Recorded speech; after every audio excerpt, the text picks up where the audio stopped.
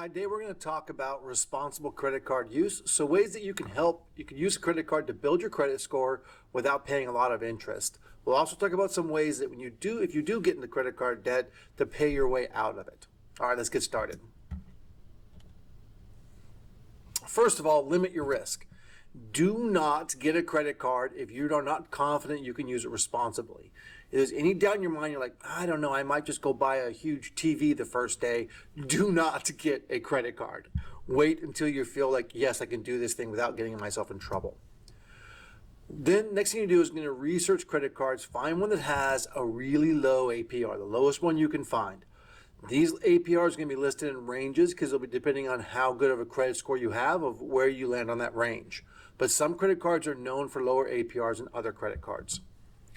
Avoid rewards cards early on, especially if they have an annual fee. No annual fee. So an annual fee is every year they're going to charge you $50 just for having the card. They usually range from $50 to $120 a year. But then they promise you, oh, you're going to get all these like rewards from it. You would have to use that card so much in order to get the rewards to make it more than the annual fee. It's just not worth it. Avoid that as much as you possibly can. So my advice to you is no card with annual fees. If you can't find a card a company that will give you a card without an annual fee, you are not ready for a credit card then. All right, setting up the card. A few things. Request a small credit limit. Remember, the credit card company, their goal is to get you spending on that card and leaving a balance on there every month. So you're paying interest and making fees and all kinds of stuff. They need that interest for their profit. So make sure you get a small enough credit limit. They say, hey, $1,000. You could say, hey, I actually just want a $500 credit limit. They can lower that credit limit for you. Make sure your credit card is set so that you can't overspend that limit. So your card should deny purchases when you go over the limit, not allow you to make them and then charge you a fee. Most credit card companies do it this way these days, but it's good to check to make sure.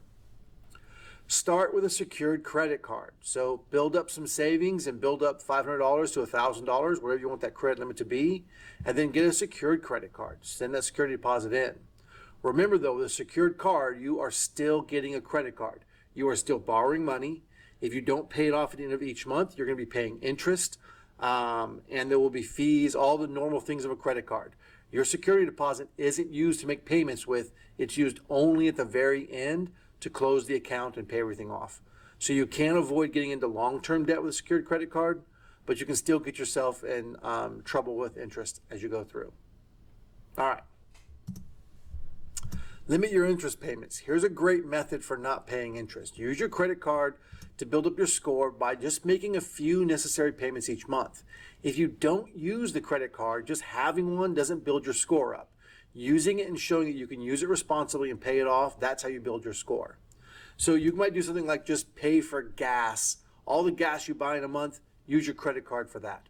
And then at the end of the month, pay that off completely. If you do that, you'll pay no interest. You only pay interest in a credit card when those balances roll over to that next month, and they're recurring balances. Keeping all the purchases in the same category, like only buying gas with your card, means that when you send that check in from your checking account, you know exactly what that check was for. You can say, okay, all of that money was for gas. If you allow yourself to buy all kinds of different stuff with your credit card, it's really hard to keep track of how much money you're spending on what things.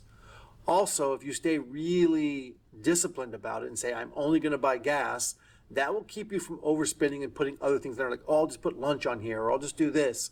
Whereas if you have a loose category, you might like spend more than what you wanted to. Then be sure to keep enough money in your checking account to pay the card off. So if you put $180 of gas on this month, you need to make sure you're holding that money back in your checking account to be able to pay that off at the end of the month. Limit recurring balances to emergencies only. There'll be time when emergencies pop up. Maybe you hit a pothole and you get a flat tire and you've got to pay for a tire. You can't afford it, but you have to have your car. That's a good time for a credit card to come in. You may not be able to pay it off that month, but be sure to get it paid off as fast as you can, because that recurring balance is now being charged interest. Okay. When you can't fully pay off the card, make sure that you're paying as much as you possibly can on the card. Don't think that making that minimum monthly payment is responsible. That payment is designed by the credit card companies to get as much interest out of you as possible so they make the most money they can. So make sure you're always paying way more than the minimum payment. So what happens when you do get in debt? I'm going to talk about 2 strategies for getting yourself out of credit card debt. The first one is you focus the payments on the highest interest card only, so the one with the highest APR, and then you pay the minimum on all other cards. Do not neglect any of your cards. You have to at least make the minimum payment on all the cards. But by focusing on the highest interest card, you're going to be saving the most money every month. So pay off the minimum all the cards you have, and then on the highest APR card, pay just as much, everything else you can pay on it, pay on that one. So focus on that one first. Once that card is paid off, turn your focus to the next highest APR and put all your money towards that one except for minimum payments. Okay? And then just another warning, you have to make the minimum payment or you're going to get late fees, you're going to hurt your credit score, there's going to be all kinds of bad stuff. So make all the minimum payments for sure. The next one is called the snowball method. This one says focus your payments on the smallest balance first. So ignore the APR stuff and just pay off the smallest credit card first.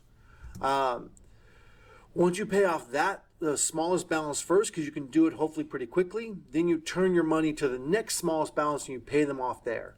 What this does, it's going to end up costing you a little extra money in interest because you're not paying the highest APR first. But it sometimes can give people a sense of satisfaction to get that early payoff on a small card rather than focusing maybe on a larger card with a higher APR. Again, it's going to cost you a little bit more, but it's not going to be thousands of dollars of interest more. It's going to be tens or $100 of interest more. So this might be, the snowball method might work for you if you're like, I really want to feel like I'm making progress. This is the way for you. All right, my friends, that's it for today. I hope you enjoyed this discussion, and I hope it helps you. Have a great day.